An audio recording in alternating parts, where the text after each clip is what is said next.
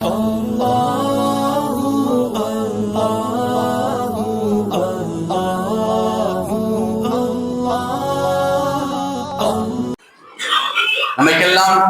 புனிதமான ரமதானை கடமையாக்கி இருக்கின்றார். முன் சென்ற சமுதாயத்திற்கு கடமையாக்கியது போல என்று அல்லாஹ் தஆலா குர்ஆன்ல சொல்றான். சொல்லிட்டு லஅல்லகும் தத்தகூன், நீங்கள் முத்தகீன்களாக அல்லாஹ்வை அஞ்சக்கூடியவர்களாக ஆகுவதற்காக அல்லாஹ் தஆலா இந்த நோன்பை உங்களுக்கு விதியாக்கினார் என்பதை அல்லாஹ் தஆலா குர்ஆன்ல சொல்லிக்கார். ஆனா இப்படி சொல்லக்கூடிய அல்லாஹ் சுப்ஹானஹு வ தஆலா முந்திய சமுதாயத்தில் பனி இஸ்ராயீல் மூசா அலைஹிஸ்ஸலாம் அவர்களுடைய காலத்துல நோன்பு எப்படி இருந்துச்சுன்னு சொன்னா 60 நோன்பு தொடர்படியா வைப்பார், எந்த கேப்புமே இருக்காது. ஆனா அல்லாஹ் சுப்ஹானஹு வ தஆலா நமக்கு என்ன பாக்கியம் செஞ்சிருக்கிறான்னு சொன்னா 13 மணி நேரம் 14 மணி நேரம் சஹர்ல நம்ம சாப்பிடலாம், எவ்வளவு வேணா சாப்பிடலாம்.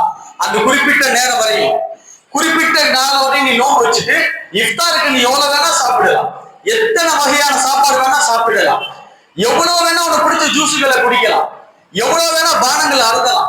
அதை பத்தி எந்த கவலையும் கிடையாது. இடைப்பட்ட நேரத்துல உன் ஹலாலான மனைவி உனக்கு ஹராமாகிடுவாள். நீ குடிக்கக்கூடிய அந்த பானம், உன் தண்ணி, டீ, பால் எதுவாக இருந்தா அது ஹராம். நீ சாப்பிடக்கூடிய அந்த சாப்பாடு அது ஹராம். இந்த நோன்பு மொத்தம் 3 அவ்வளவுதான். உன் மனைவி உனக்கு ஹராம், உனக்கு ஹலாலாக அல்லாஹ் கொடுத்தது. உனக்கு இச்சை ஏற்படும் பொழுது உன் மனைவியிடம் செல்றது ஹலால்.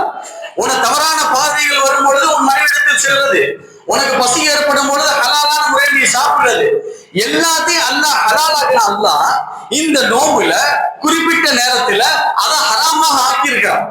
அப்படின்னு சொன்னா நாம என்ன செய்யணும்? ரப்பே, இவ்வளவு நீ ஹலாலா ஆக்கிற விஷயத்த எங்கள் மேல ஹராமா ஆக்கியிருக்கிறீ, அதை நாங்க ஒத்துக்கொண்டு நீ என்ன சொல்றியோ அதன்படி நாங்க கேட்டு நடக்கிறோம் என்று அல்லாஹ்வுக்கு ஒபீடியன்ஸா போறதுதான் நல்லது.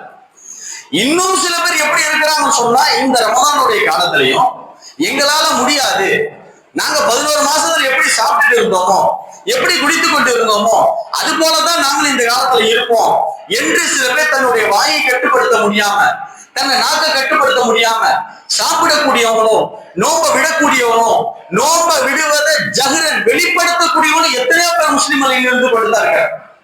இது எவ்வளவு பெரிய பாவமான காரியம். இன்னும் சில பேர் பாத்தீங்கன்னு சொன்னா ரமலானுடைய காலம் அப்படியே சைலண்ட் ஆயிடும். என்னன்னு சொன்னா, நான் நோம்பாடியேன், என்னால பேச முடியாது, பேசினா டயர்ட் ஆயிடுவேன், என்னால வியாபாரம் பார்க்க முடியாது, வியாபாரம் பார்த்தா டயர்ட் ஆயிடுவேன் அப்படின்னு சொல்லிட்டு தனது ஆக்டிவிட்டிஸ் அப்படியே மாத்திக்கிறான். எந்த அளவுக்கு மாத்திக்கிறான்னு சொன்னா, தன் வீட்டுல இருக்க பேசுறது முகத்தை சுடு சுடுன்னு கடுக்கடுன்னு வச்சிருப்பாங்க. காரணம் என்ன சொன்னா, நான் நோம்பு வச்சுட்டு என்னால பேச முடியாது, நோம்பு வச்சு என்னால எங்கேயுமே போக முடியாது என்று தன்னுடைய குணாதிசயங்கள் அப்படியே மாத்திக்கிறான். இன்னும் சில பேர் எப்படி இருக்கிறாங்க சொன்னா, நோம்பு வச்சிடும் சொன்னா தன்னை பலகீனமாக்கிறாங்க. நோம்பு வச்சிருக்காங்க, எதுவுமே என்னால வெளியில கூட போக முடியாது, தலை காட்ட முடியாது, தன்னை அப்படியே முழுவதும் பலகீனமாயிடுறான். இப்ப வெளியில இருந்து பாக்குறவங்க எப்படி பார்ப்பாங்க சொன்னா, முஸ்லிம் பாய் நோம்பு வச்சுட்டு எவ்வளவு கஷ்டப்படுறாரு, அவரால் ஒரு வேலையும் செய்ய முடியாது. ஆனால் அல்லாஹ்வுடைய சஹாபா பெருமானாருடைய அந்த தோழர்கள் சஹாபா பெருமக்கள் நோம்பு வச்சுட்டா ரமலானுடைய காலம் வந்தா எப்படி இருப்பாங்கன்னு சொன்னா, நம்மளுக்கு அப்படியே நேர் மாற்றம். நம்ம சஹர்ல 10 வகையான சாப்பாடு சாப்பிடுறோம், நோம்பு திறக்கும் போது 18 வகையான சாப்பாடுகள் சாப்பிடுறோம். கஞ்சிக்கு கஞ்சி, வடை, சம்சா, பஜ்ஜி, ஜூஸ், தர்பீஸ், பழங்க, அது இது எவ்வளவோ சாப்பிடுறோம். ஆனா பெருமானாருடைய அந்த தோழர்கள் ஈமானையே தன்னுடைய கல்வியில் ஏந்தியவர்கள், ஈமானுக்காகவே பிறந்தவர்கள், நோம்புடைய காலங்கள் வந்துட்டா 11 மாதங்கள்ல செஞ்ச வேலைகளை விட இந்த நோம்புடைய காலத்துல ரமலான்ல எக்ஸ்ட்ரா வேலைகள் செய்வாங்க. 11 மாசத்துல அவங்க இருந்த அந்த உடல் வலிமை விட ரமலானுடைய காலத்துல அவங்க நெஞ்சை நிமிர்ந்தவர்களாக நடப்பாங்க. பார்க்கவங்களை கேட்பாங்க அரபு மக்கள், என்னப்பா இது, நீங்க நபிய தோழர்களா இருக்கிறீங்க, உங்களை முகமது இப்படி வாட்டி எடுக்கிறாரு, முகமது உங்களை கஷ்டப்படுத்துறாரு, ஏதோ குர்ஆன்ல ஒரு ஆயத்து சொல்றாரு, நோம்பு அல்லாஹ் உங்களை விதியாக்கின்றாரு, உனக்கு சாப்பிடக்கூடாது, நீ குடிக்க கூடாது, உன் மனைவி மக்கள்கிட்ட நீ சேரக்கூடாது, இப்படி எவ்வளவு கண்டிஷன் போட்டிருக்கிறாரு. அரபு நாட்டோட வெயில் எப்படிப்பட்ட வெயில், மூளை உருகி மூக்குல ஊத்துற மாதிரி ஒரு வெயில். எத்தனையோ வேலை செய்ய போறா கஷ்டப்பட்டு இருக்கிறாங்க, மயக்க அடிச்சு கீழே விழுந்துடுறாங்க. இந்த வெயில்ல போய் இவ்வளவு கஷ்ட காலத்துல எப்படிங்க நோன்பு வைக்கிறீங்க? உங்களால வேலை செய்ய முடியுமா? உங்களால வேலை பார்க்க முடியுமா? ஏதாவது ஒரு வேலை இங்க இருந்து வேற ஒரு இடத்துக்கு ஒட்டகத்துல உங்களால பயணிக்க முடியுமா?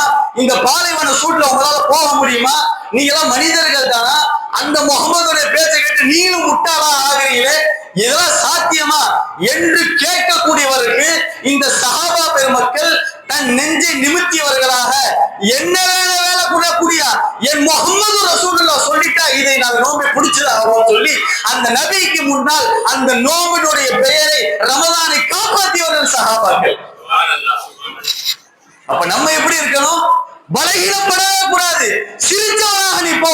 உன்னை பார்த்து கேட்கணும், ஏப்பா நோம்பு. இன்னைக்கு ஒருத்தர் கூட நான் ஆட்டோல வந்தேன், அவர் சொல்லிட்டு இருந்தாரு, மௌலா நோம்புடைய மற்ற காலத்துல விட எனக்கு இருக்க தெம்ப விட ரமலான் அல்லாஹ் எனக்கு டபுள் நன்மை கொடுக்குறான், டபுள் தெம்ப கொடுக்குறான்.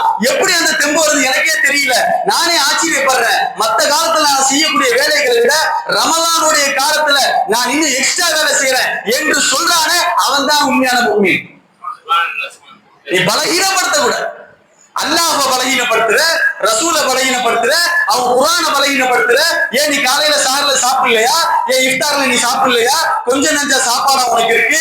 இங்க இருந்து அந்த முனை வரையும் கடை போட்டு வச்சிருக்கிறானே, பஜ்ஜி கடை ஒரு சைடு, வடகடை ஒரு சைடு, நோம்பு கஞ்சிக்கு நோம்பு கஞ்சி, பள்ளிவாசல்ல கஞ்சி, வெளியில கஞ்சி. நீ பத்தாவதுக்கு பள்ளியில வந்து சொன்னா நோம்பு திறக்க அவங்க ஒரு ஏற்பாடு. நோம்பு திறந்து முடிச்சுட்டு மகரிப்லாம் தொழுத பிறகு வீட்டுக்குள்ள போனா வீட்டுல ஒரு சாப்பாடு, அது சாப்பிட்டு முடிச்சு தராவிக்கு வந்துடுற. தராவி வந்து முடிச்ச உடனே திருப்பி வீட்டுல போனா அங்க ஒரு 10 வகையா திருப்பி பரத்தி வச்சிருக்காங்க. காரணம் என்ன கேட்டா, ஏங்க காலையில இருந்து நோம்பு வச்சிருக்கீங்களே, நோம்பு திறக்க என்ன நீங்க சாப்பிட்டு போறீங்கன்னு சொல்லிட்டு வீட்டுல உங்க வீட்டுக்காரப்பா அவங்க ஒரு 10 வகையான சாப்பாடு தராவி முடிச்சோன்னு அவங்க செஞ்சு வைக்கிறாங்க. இதெல்லாம் சாப்பிட்டு முடிச்சோன்னு கொஞ்ச நேரம் தூங்கி எந்திரிக்கிறாரு. திரும்பி மறுபடியும் பார்த்தா சாகர்ல எழுந்த சாப்பாடு. என்னன்னு கேட்டா, நீ இனிமே நோக்கு வைக்க போறீங்க, பகல் ஃபுல்லா பட்டினியா இருக்க போறீங்க, இன்னாங்க சாப்பிடுங்க, இன்னாங்க தயிரை சாப்பிடுங்க, இன்னும் வாழைப்பழத்தை சாப்பிடுங்க, இன்னும் இன்னைக்கு மட்டன் எடுத்திருக்கிறேன், இன்னைக்கு சிக்கன் எடுத்திருக்கிறேன். ஏன் இது பேரு நோம்பா? சஹர்ல ஒரு புடி பிடிக்கிற, இஃப்தார்ல ஒரு புடி பிடிக்கிற, தராவி பின்னாடி ஒரு புடி பிடிக்கிற. இடையில என்ன செய்யறன்னு சொன்னா லொஹர் கிடையாது, அசர் கிடையாது. அப்படியே நீ சுபுக்கு வந்து படுத்தான்னு சொன்னா எந்திரிக்க மாட்டாரு. எந்திரிச்சோன்னே எனக்கு டயர்ட் ஆயிரும், எந்திரிச்சோன்னே எனக்கு மயக்க வரும். அப்படியே பெட்லயே படுத்து கிடக்குறான், எந்திரிக்க மாட்டான். லோகர் தொழுறா, இல்லங்க எனக்கு டயர்ட் ஆயிருவேன்னு சொல்லிட்டு பெட்லயே உட்கார்ந்து லோகர் தொழுறான். அசருக்கு வாப்பா, இல்ல அசருக்கு வந்துட்டா எனக்கு பசி எடுத்துருவாங்க, அப்படியே அசர் வீட்லயே தொழுறான். லோகர் பெட்ல அசர் பெட்ல நோம்பு திறக்க மட்டும் கண்ணில் வச்சு பார்த்து அல்லாஹும்ம லக சும்து வபிக ஆமன்து, ரப்பே உனக்காக நோம்பு நோட்றேன், உனக்காக நான் வந்து பசியோட இருந்தேன்னு சொல்லிட்டு அல்லாஹ்ட்ட சொல்லிட்டு பேச்சம்பழத்தை சாப்பிட்டுட்டு ஒரு கட்டு கட்டிட்டு மறுபடியும் மறுநாள் அப்படியே எனக்கு மயக்க வந்து தள்ளாடி நிக்கிறியே, ஓ நோம்பு எங்க?